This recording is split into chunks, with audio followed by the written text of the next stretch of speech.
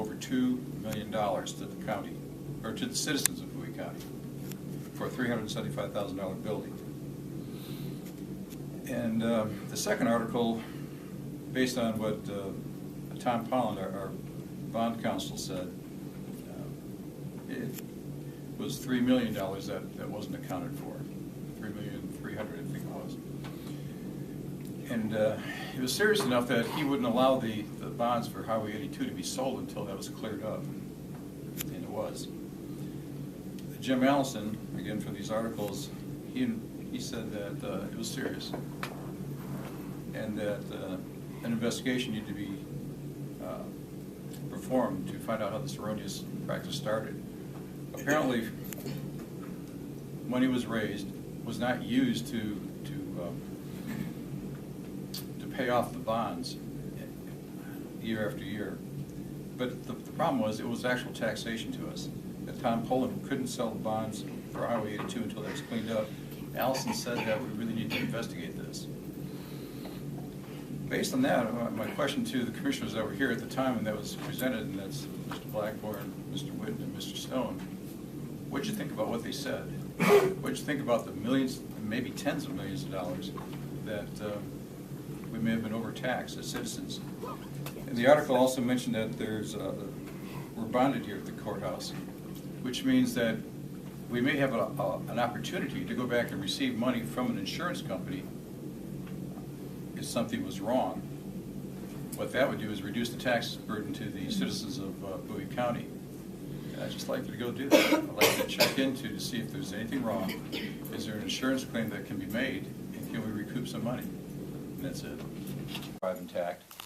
2 had doors that were unsealed, 1 with the door open, another one with a seal that was broken. 2, the vote count on a ballot processing machine should never be cleared until all ballots have been processed and reports have been written. In fact, the vote count was cleared from the ballot processing machines before the ballots had been processed, before all ballots had been processed.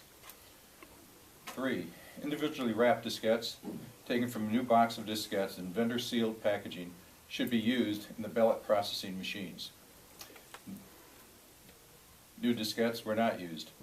Previously used diskettes, claimed to have been cleared of all data, were provided for use by the election administrator, George Stiegel, according to Earl Owen, ballot machine operator.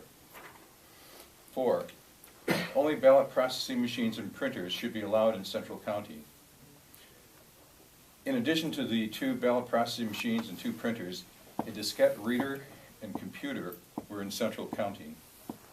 A card reader and computer had never been in Central County in previous elections. There was no inspection of the card reader and computer to identify any pre-existing software, pre-existing data, or attached plug-in devices. Pre-count testing was performed on the data processing machines, but there was no pre-count testing performed on the card reader and computer. 5, ballot processing machines have memory and do not require a diskette to process and store ballot information. To introduce anything other than a ballot to a ballot processing machine prior to the processing of all ballots and running of reports compromises the integrity of the count. Okay. Diskettes moved back and forth between the ballot processing machine and the diskette reader/computer, with each early vote box or ballot box processed. When this was done, the computer screen read, "Date modified." The same kind of activity did not take place on the processing of election day ballot boxes. 5, processed ballots should be placed in their original ballot box, sealed, and seal numbers recorded. Processed ballots with accompanying paperwork were returned to their ballot boxes. The ballot box door remained open, unattended, and unsealed the entire evening until all ballots from all boxes had been processed and reports run. Then the ballot boxes were closed, sealed, and seals recorded. Okay.